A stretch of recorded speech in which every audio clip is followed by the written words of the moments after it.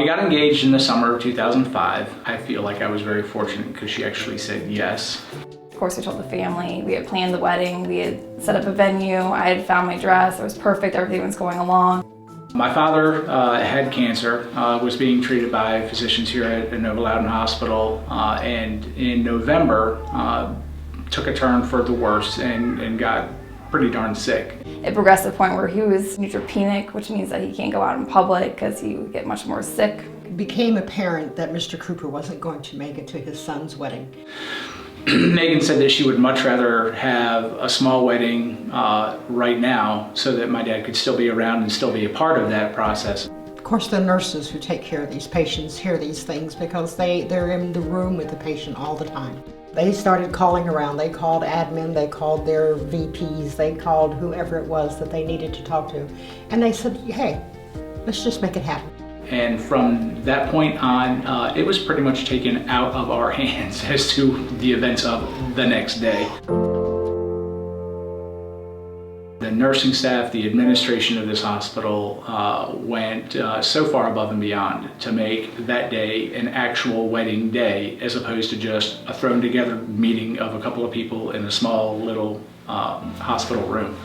We ended up getting married here in this chapel 10 years ago today. It was surreal because when I walked out into the hospital foyer, everyone was lined up along the top of the balconies, patients, staff. It was just kind of like, what is happening? It's like, is there something else going on here today other than what we're doing? I wasn't aware that everyone was there for us, to watch us go do this wedding. Literally the entire hospital was involved. The cafeteria staff made a fantastic wedding cake for us. And I have no idea how they did this in 24 hours. The gift shop people set up the chapel. They brought every flower that they had. People were there singing and playing music. So it was all very emotional, to say the least, when we got there. They brought in Mr. Cooper's tux top, the vest and the tie, the shirt. They put it over his patient gown. He was down there in a wheelchair. His nurses were there at his side, making sure that everything was okay. And we had a wedding. I knew Jim wasn't going to be around much longer after that. And it wasn't for him.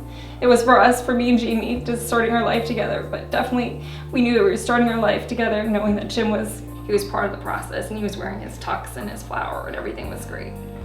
One of the things that Loudoun has always done so very well is not only care for the patient, but we also care for the patient and their family. And in this particular instance, we were able to not only help this gentleman pass well, but gave his family a lasting memory of this hospital and what it did to help them in their most toughest time.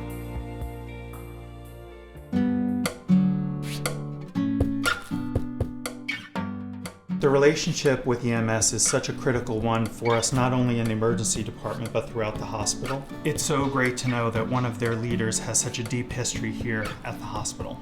I did not know Meagan and Jamie's story before Meagan came to interview with us to work in our emergency department, but now that I know the story, it really makes sense. We are so delighted that Meagan will be part of our emergency medicine team. Inova Loudoun Hospital is truly a pillar of the community. For the people, the employees, it's not just a job, it's a place that they can actually build the community and build the spirit. What I love most about Jamie and Meagan's story is it's actually the embodiment of why we come to work every day. The team here is fabulous. The team is always looking to make a connection with the community.